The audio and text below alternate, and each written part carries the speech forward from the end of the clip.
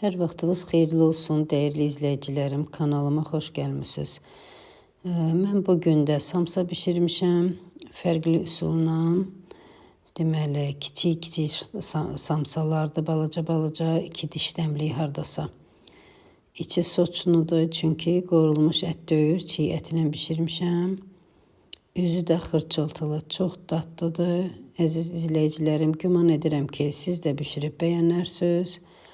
Və bəyən düyməsinə basıb abunə olmağı unutmazsınız inşallah. Keçirəm hazırlanma qaydasına.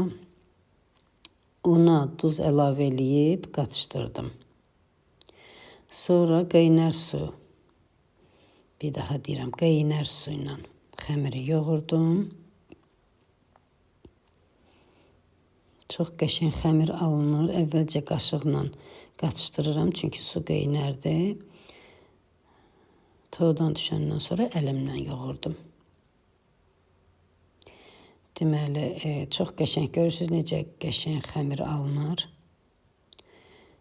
Xəmiri tezgahın üzərinə qoyub biraz da yoğurdum. Sonra kündələrə ayırdım.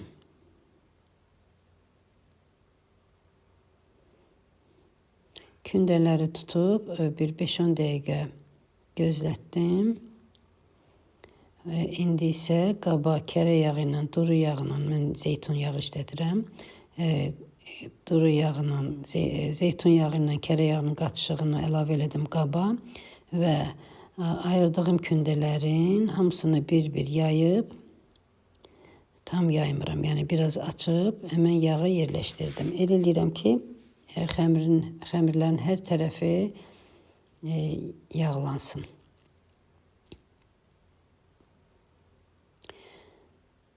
Yağın çox əlavə eləmirəm ki, israfçılıq olmasın. Ona görə də xəmiri o üz bu üz çevirirəm ki, hər tərəfi yağlansın.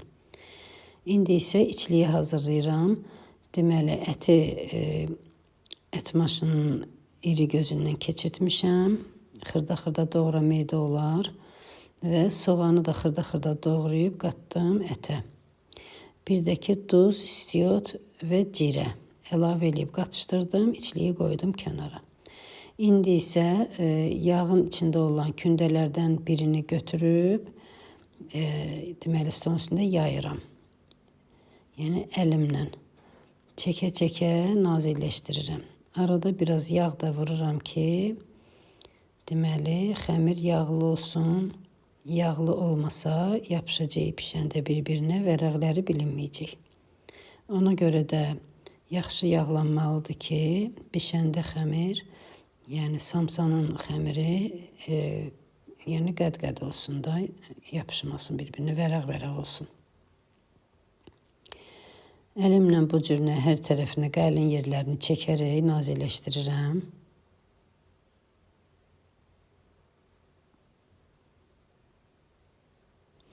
Və içliyi, əti, deməli, yaydığım xəmirin qırağından bu cürünə, videoda göründüyü kimi əti düzürəm.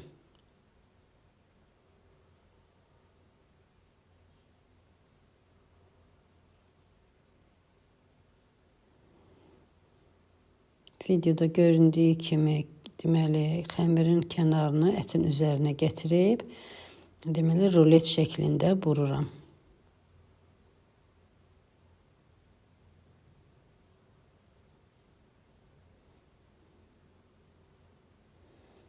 Xəmirin kənarı ki, qəlindir, ona görə biraz da əlimlə çəkib nazilləşdirirəm.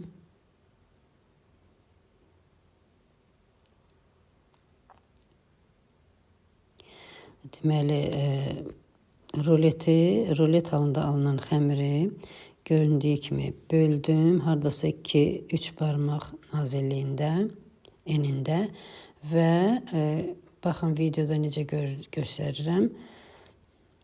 Kənarlarını alt hissəsinə gətirib birləşdirirəm.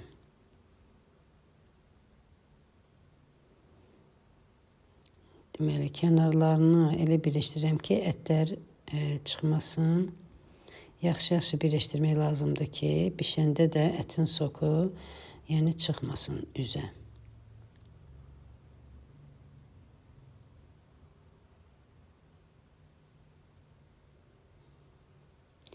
Deməli, hazır elədikcə samsaları düzürəm yağlanmış listin içinə, soba listinə.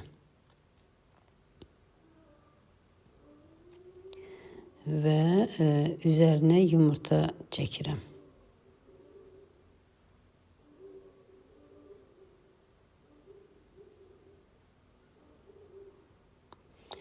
...180 dərəcədə hardasa 40 dəqiqəyə pişdi. Samsalarımız hazırdır. Çox dadlı alınıb, əziz izləyicilərim. Siz də bişirin. Bişirən hər kəsə nuş olsun deyirəm.